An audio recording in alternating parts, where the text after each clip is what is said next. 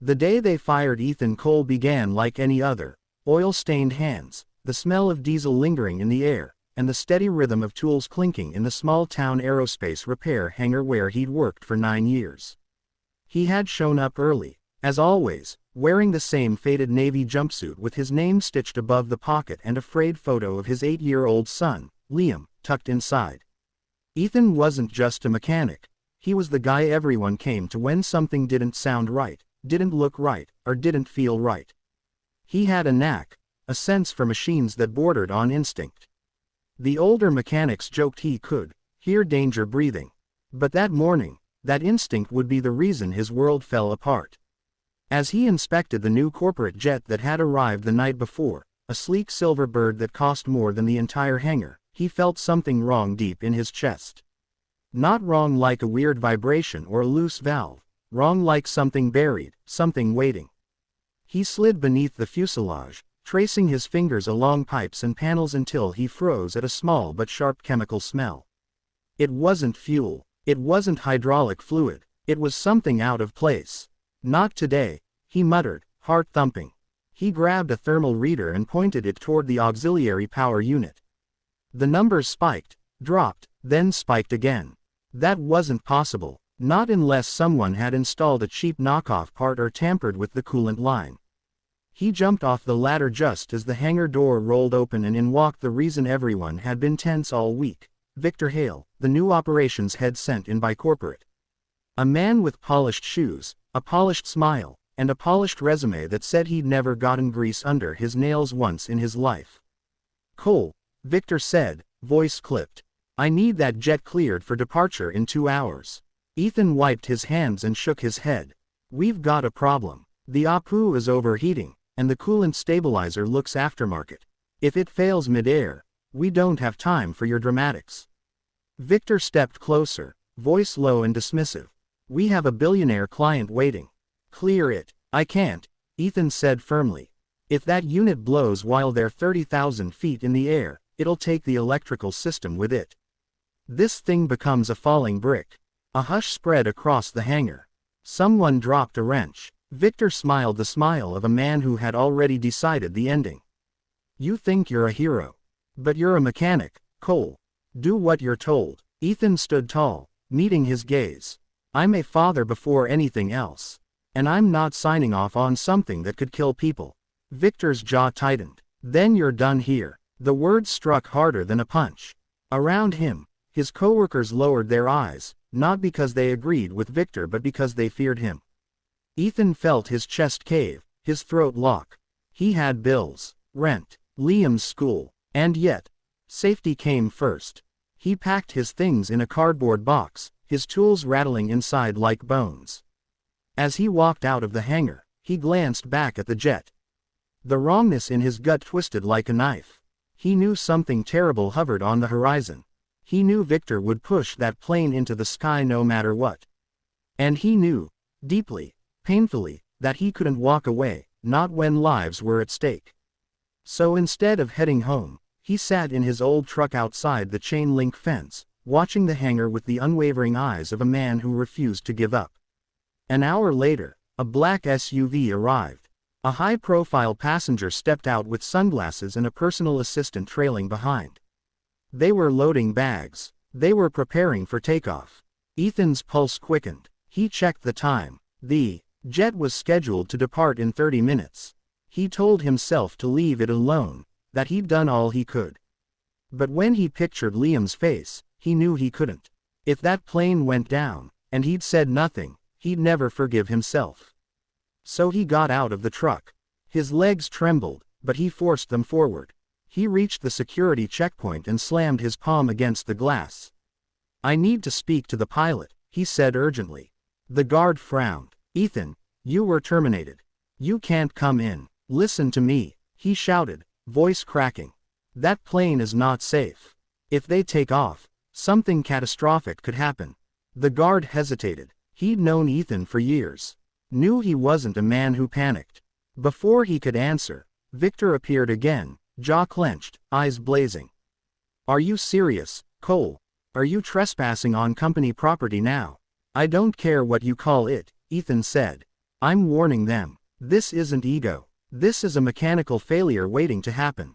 Victor stepped close, whispering so only Ethan could hear. If you say one word to the pilot, I'll make sure no one in this industry hires you again. Ethan swallowed. If that plane crashes, I won't care about a job because I'll be too busy living with the guilt. For a moment, Victor's mask slipped, revealing irritation mixed with something darker, fear, maybe. But he forced a laugh. You're delusional. Get him out of here. Two guards moved toward Ethan. He backed up slowly, but his eyes remained locked on the jet. Someone's life depended on a truth that nobody wanted to hear. As they escorted him to the parking lot, he whispered under his breath, "Please, don't let them take off. Please." Then the hangar sirens flashed. The doors opened. The jet was taxiing, and Ethan felt the world tilt. He knew he had one chance left to stop a disaster. And he was about to risk everything to do it. Part 2. Ethan didn't make a plan. He didn't think. Fathers don't calculate when danger is seconds away, they act. As the jet rolled toward the runway, he slammed the truck into drive and sped toward the outer service road that paralleled the tarmac. Gravel sprayed behind him. His heart pounded so hard he could barely breathe. The control tower would report him. Security would chase him. None of it mattered. He kept his eyes on the aircraft, watching the sleek silver nose inch closer to the spot where it would begin its run. He rolled the window down and stuck out his arm, waving wildly. Stop. Stop the plane. But the jet kept moving. So he floored the gas. The truck roared, engine screaming as it raced alongside the aircraft. Inside, the pilot glanced over, startled. Meanwhile, the guards at the gate shouted into radios and scrambled after Ethan, but he was already too close, too desperate to stop. He leaned out the window again and pointed frantically at the jet's rear compartment, at the Apu housing, shouting the words that were lost to the wind. It's overheating. Shut it down. The co-pilot squinted, reading his lips. Then Ethan made the most reckless choice of his life. He swerved his truck slightly toward the jet's path, not enough to hit it, but enough to force the pilot's instinctive reaction. The brakes squealed. The jet shuddered. The pilot aborted the takeoff. The roar died to a low growl as the aircraft rolled to a halt. Security vehicles closed in, surrounding Ethan's truck. Hands grabbed him, pulled him out, pinned him to the ground. He's endangering passengers, Victor yelled, sprinting toward them like a man terrified of losing control. Arrest him. But then the pilot stepped out of the cockpit, face pale, expression troubled. Hold on, he said. I've flown 14 years, and I've never seen someone risk that much unless they were damn sure. He turned to Ethan. What's wrong with the plane? Ethan coughed, chest heaving. The Apu, the coolant unit is faulty. It's overheating. If you'd taken off, it would have failed midair. The pilot's brow furrowed. That would explain the odd gauge fluctuation we saw on startup. Victor whipped around. The gauges were fine. No, the pilot said sharply. They weren't. They were inconsistent. I assumed it was a sensor glitch. Ethan wiped sweat and dirt from his face. It's not a glitch. Open the housing. You'll see the stabilizer's the wrong model. It's not rated for this engine. The pilot exchanged a look with the co-pilot, then hurried to the maintenance hatch with a flashlight. Victor followed behind, his face drained of color. Minutes passed. Ethan sat on the ground, guarded but no longer pinned. His heart hammered as the pilot emerged again, eyes wide. He's right, the pilot said. This part doesn't belong in any aircraft certified for commercial or private flight. If we'd gone airborne, he didn't finish. He didn't have to. The implication hung in the air like a ghost. The high-profile passenger stepped out of the SUV, confused. Is there a problem? The pilot cleared his throat. Sir, that man just saved your life. All eyes turned to Ethan. Victor's mouth twitched, a storm of emotions warring behind his eyes. Fear, embarrassment, rage, guilt. This is absurd, Victor blurted. We didn't authorize any cheap parts. But one of the mechanics, an older man named Jerry, stepped forward, trembling as he spoke. Actually, last week Victor told us to use a cost-efficient alternative supplier for certain components. He said corporate approved it. We had no idea it wasn't certified.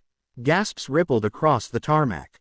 The passenger's assistant whispered urgently into his ear. The passenger's face darkened. "Victor Hale," he said, "you will be hearing from my legal team." Victor's world collapsed in seconds. He turned to Ethan, eyes burning with panic.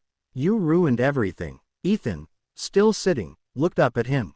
"No, I saved people. That's what matters." Security released their grip on him. The pilot extended a hand and helped Ethan to his feet. "You did the right thing. Even when it cost you." Ethan brushed off his clothes. "I couldn't let a disaster happen. My son. He needs a father who does what's right." The passenger stepped forward, offering his hand. "What's your name?" "Ethan Cole." "Well, Mr. Cole, I own this jet. And a significant share of the company that manages this hangar. Consider Victor terminated, effective immediately." Victor's knees nearly buckled. The passenger continued, "And consider yourself hired. We need someone who actually cares about safety. Someone who isn't afraid to stand up."